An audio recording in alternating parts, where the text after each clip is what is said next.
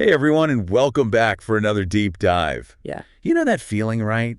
Like drowning in information? Yeah. Emails and articles and reports? Absolutely. It can be so overwhelming. Totally. Well, in today's deep dive, we're going to learn how to cut through all that noise. Okay. And not just understand information, but explain it clearly to other people. Sounds good. We're taking inspiration from communication expert and BBC journalist Ross Atkins. Oh, he's great.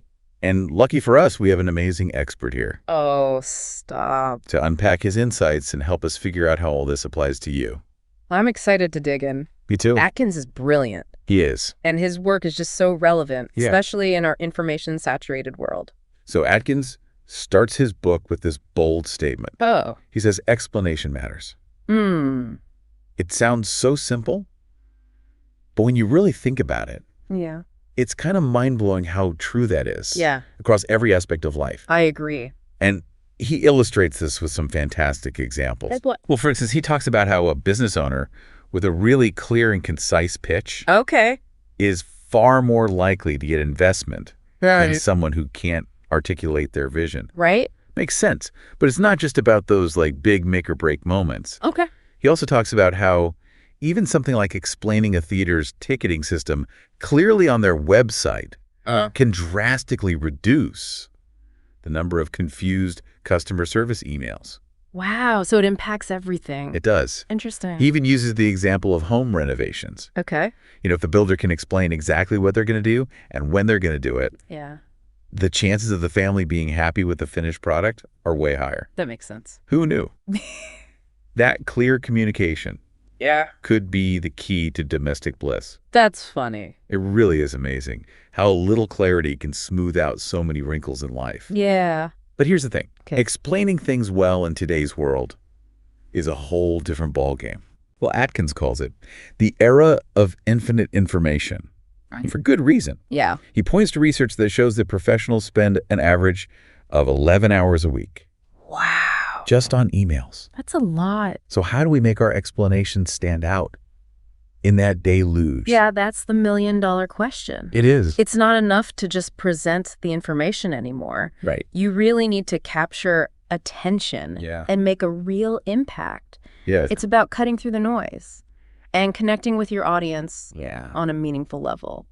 So speaking of impact, or the lack thereof, Atkins shares this story about completely bombing a job interview Oh, yeah. at a prestigious newspaper. Oof. And get this, What? it wasn't because he lacked knowledge or experience. Really? It's because he failed to explain himself effectively. It happens. Oh, The wow. cautionary tale. It is. And I think it's something we can probably all relate to on some level. Oh, for sure. We've all had those moments where we just stumble through an explanation. I wish we could hit rewind and try again. Oh, totally. But the good news is Atkins doesn't just leave us hanging. Okay. He lays out a framework for becoming a better explainer, Okay. I like it. starting with 10 key elements of a good explanation. All right, let's delve into those. The first one, Okay. and I think this one's particularly relevant to our listeners, Yeah. is relevance. Okay. It's about making sure every piece of information serves a purpose. No tangents, no unnecessary fluff. Got it. So why is that so crucial in the world that we live in? Well, think about it. We are constantly bombarded with information. Yes. Our brains are working overtime just to process it all. So if your explanation Yeah. isn't laser focused on what's truly essential, Yeah. you risk losing your audience entirely. Oh, absolutely. It's like trying to find a needle in a haystack. If you're not clear on what you're looking for, Yeah. you'll just get lost in the chaos. That's a fantastic analogy. And speaking of finding that needle, the next element Atkins highlights is precision. Oh, okay. It sounds basic, but he really emphasizes choosing your words carefully Right? to avoid ambiguity and confusion. Yeah. I mean, even seemingly simple concepts can get muddled in communication. That's true. Have you ever received instructions that were so vague? Oh, yeah. You ended up more confused than when you started. All the time. That's what happens when there's a lack of precision. Makes sense. Nobody wants to do mental gymnastics to understand what you're saying. No, they don't. And that brings us to another point. Okay. Atkins stresses minimizing distractions, Uh-huh. both verbal and visual. This is where things get really interesting. It is. I'm curious to hear about this outside source rule he developed for his show. So when Atkins was developing Outside Source, he was very intentional about the visuals. Okay. He had this ironclad rule. What was it? That any visuals on screen had to directly relate to what he was talking about. At that exact moment, no random B-roll, just for the sake of filling space. Wow. He felt that kind of visual clutter actually made people tune out. Interesting. Because their brains were trying to process all that extra unnecessary information. That makes sense. Right. If the visuals are competing with the message, it's going to create a cognitive overload. Yeah. Our brains can only handle so much input at once. Exactly. And that actually leads perfectly to the next element Atkins discusses, engagement. Engagement. Okay. He's adamant that structuring information in a way that keeps people hooked is absolutely essential. Huh. He even talks about learning this. Through observing radio audience research, apparently tiny tweaks in pacing and structure can make a huge difference. Really? In whether someone tunes out or stays glued. It's amazing how small, deliberate changes have such a big impact. It really speaks to the psychology of learning. Right. You know, we're not wired for passive information absorption. Our brains crave stimulation, novelty, connection. It's like you need to create a little intrigue to keep people on the edge of their seats. Totally. So how do we do that? Well, Atkins argues that a big part of it is making sure your explanations are useful. Usefulness. Yeah. It's not just about presenting a bunch of facts. Yeah. It's about anticipating what your audience needs. Yes. And delivering information that's relevant to their lives and their goals. It's about moving beyond knowing to doing. Exactly. Yeah. Giving them those so what answers. Yes, exactly. That's what makes an explanation truly stick. And that leads us to another crucial aspect of effective explanation. Okay. Knowing your audience. Atkins emphasizes that it's not just about what you explain, but who you're explaining it to. Right. It's like that saying, if you're talking to everyone, you're talking to no one. Exactly. You have to tailor your approach based on who's listening. Totally. And one of the first things Atkins suggests is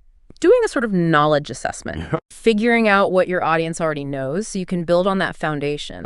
Instead of rehashing familiar ground. I see. He actually tells this funny story. Oh, I love his stories. About his time on In-Flight Radio. Okay. Where he was giving these super detailed explanations of cultural events happening in the cities where the planes were landing. But then he realized that most of his listeners were well on a plane. Oh, right. And likely never even going to those events. Makes sense. It's a perfect example of how important it is to consider your audience's context. Totally. He was oversharing unnecessary details because he hadn't really thought about what his listeners actually needed or wanted to know. It's like showing up to a potluck with a dish nobody likes. All effort, no enjoyment. Exactly. And beyond just gauging existing knowledge. Yeah. Atkins also talks about tailoring how you explain something. Okay. Based on your audience's learning style. Oh, interesting. Are they visual learners? Do they prefer summaries or deep dives? Yeah. We know our listeners appreciate concise, memorable information. Right. So we always try to keep that in mind when we're crafting these episodes. It's about understanding those preferences and adapting your communication accordingly. If you know someone thrives on visuals, maybe you incorporate more diagrams or examples. I see. Or if you're talking to someone who loves to get into the nitty-gritty, you might go deeper into the details. It's all about meeting your audience where they are. Exactly. And making them feel like you're speaking directly to them, which ties into another one of Atkins' points. What's that? Making it personal. Oh, okay. Conveying why this information matters to your listener. Why should they care? This is where you connect the dots between the information you're sharing and their world, their needs, their goals.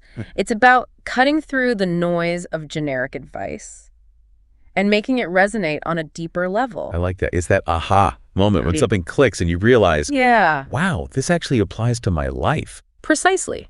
It's about making the information actionable and relevant, giving your audience a reason to lean in and pay attention. Okay, now get ready for this. Yep. Atkins lays out this fantastic 7-step process for what he calls dynamic explanation. All right.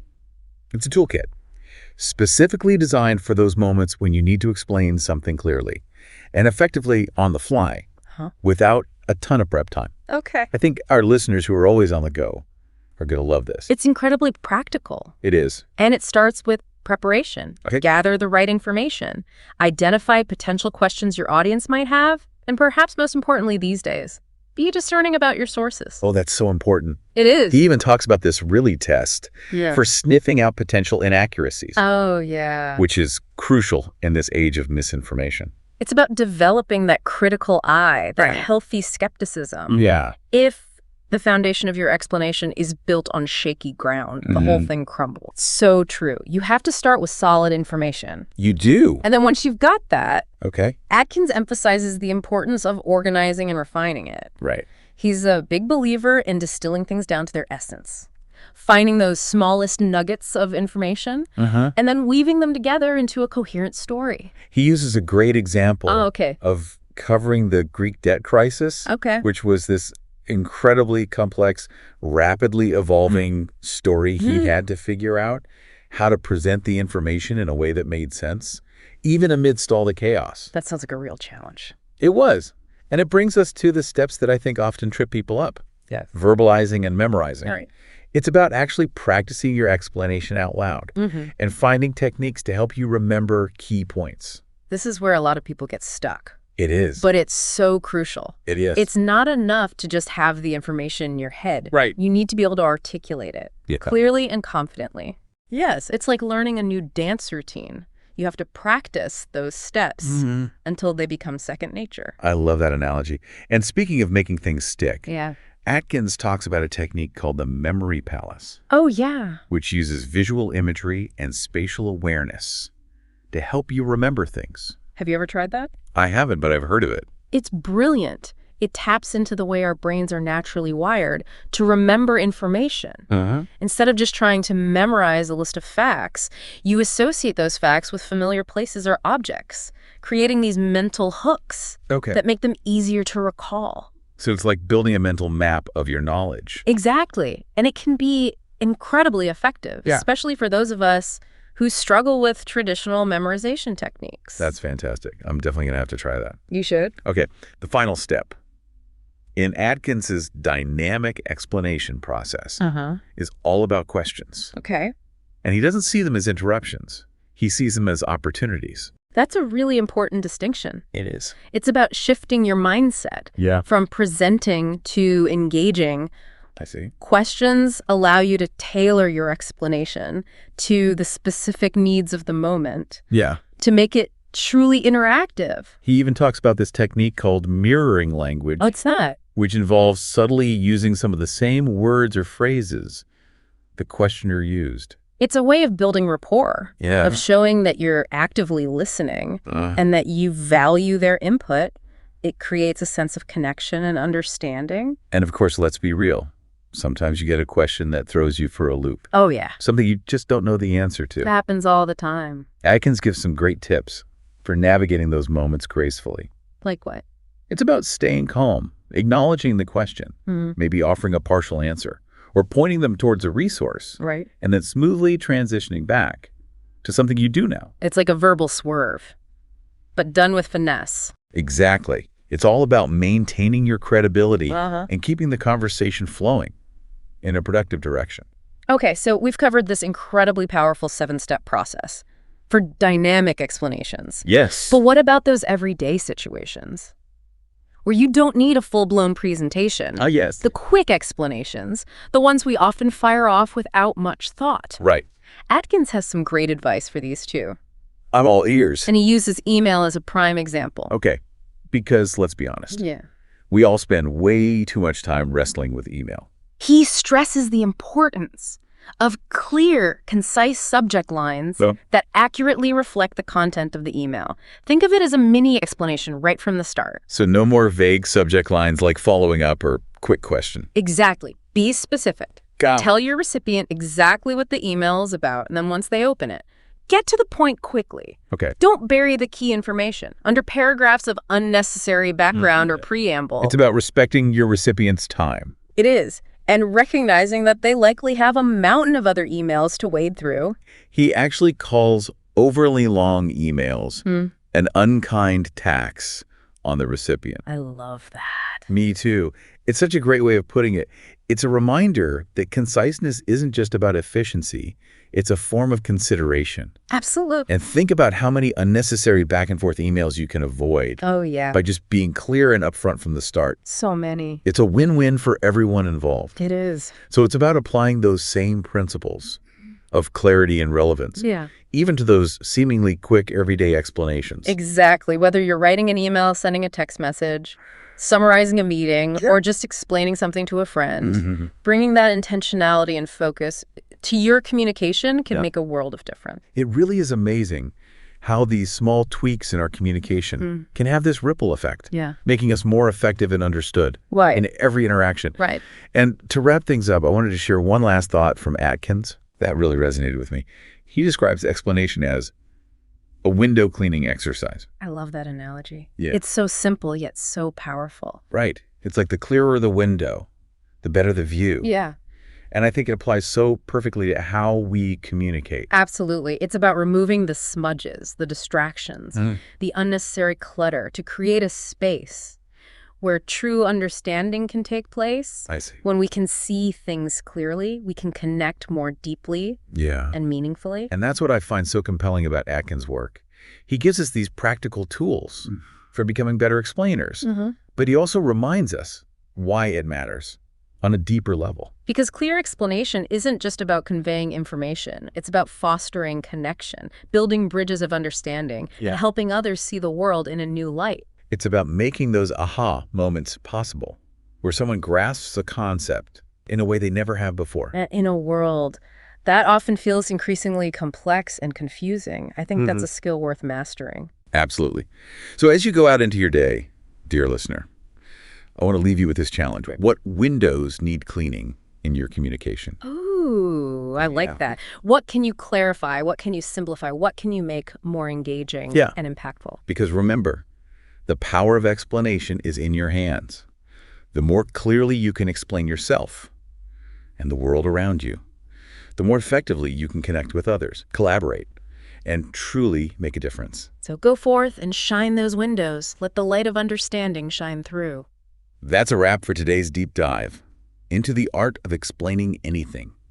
I hope you learned some valuable insights from Roz Atkins and feel inspired to become an even better communicator. And remember, the journey of learning and explaining never truly ends. That's true. There's always a new window to clean, a new perspective to share. Until next time, happy explaining.